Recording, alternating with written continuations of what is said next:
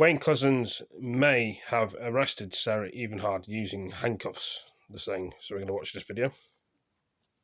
In the last few minutes, the prosecutor has revealed that Wayne Couzens handcuffed and arrested Sarah Everard before putting her into the back of his car and driving her off to rape and murder her. And Ian, that really solves one of the big puzzles of this whole case about how Sarah Everard, a very bright and intelligent marketing executive, was persuaded to get into the back of Horrible what's happened to this girl. As she walked home along the busy South Circular Road last March. The prosecutor has also quoted her boyfriend describing Sarah like this: she was extremely intelligent, savvy and streetwise, not a gullible person. The prosecutor said it was inconceivable that she would have got into a car without being coerced or manipulated. The prosecutor has also suggested very strongly that Wayne Couzens used the enforcement of the COVID regulations at the time to stop Sarah and then arrest her. And we do know that on the night the guy killed her. She was abducted. He's supposed to be holding up the law, being a police officer, and he's made that She was mistake. walking home at about 9:30 on the 3rd of March, but she'd been to visit a friend of hers for dinner at the friend's house in apparent breach of the regulations at the Wayne time. Couzens handcuffed Sarah Everard. This was during the third lockdown. During March, using her as walking home alone had been set out in South London, to get out of UK. Horrible. All social meetings were banned at the time. The prosecutor said that Wayne Couzens, in the days before this abduction, had been working on COVID patrols. He knew what to say to somebody breaching the COVID rules.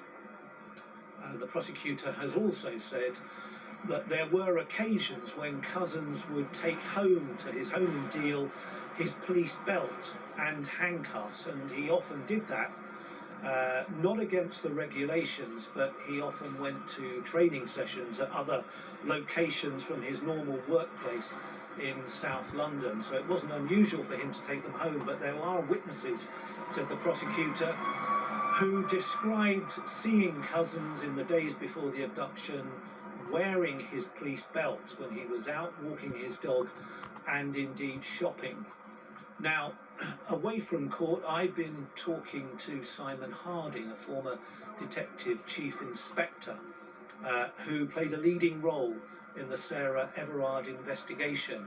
And I met him at the scene of Sarah's abduction, and I asked him about how it was that Wayne Couzens was able to persuade Sarah to get into the back of the car. This is what he said. A witness saw Sarah being handcuffed.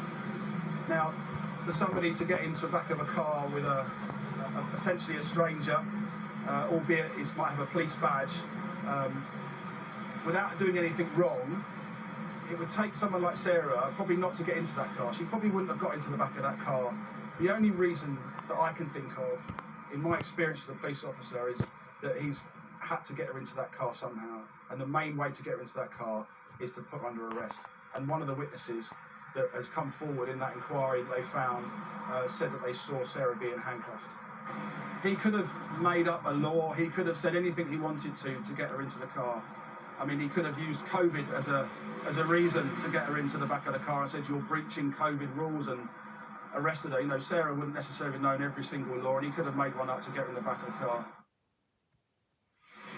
The prosecutor's giving a lot of details, particularly about Wayne Couzens' movements and actions in the days ahead of the abduction. He said at one point that Couzens had joined a dating app on the internet, claimed to be a single man, and had had some contact with an escort woman.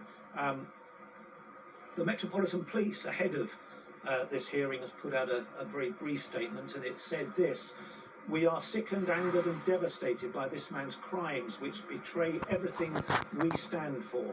Our thoughts are with Sarah's family and her many friends.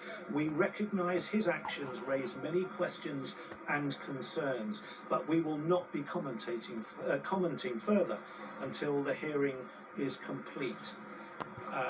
We expect the prosecutor to finish his details of the actions and events probably by lunchtime today. We may then get something from Jim Sturman QC, who is the barrister for Wayne Couzens, some mitigation.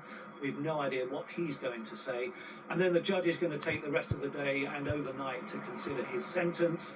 And he's already indicated in an earlier hearing that it's possible he may give Wayne Couzens a full life sentence. If not, then it's expected there'll be a very long minimum sentence. There's an automatic life sentence for his admission of the rape, kidnap and murder of Sarah Everard. But we won't hear the judge's final thoughts on the sentence until tomorrow. Well, that's disgusting and horrible for you guys and girls to hear that. I mean, for a lot of people who've heard that and gone through that are probably upset and very saddened about it. But anyway, guys, girls, ladies and gentlemen, thank you for joining. See you in this video. Peace.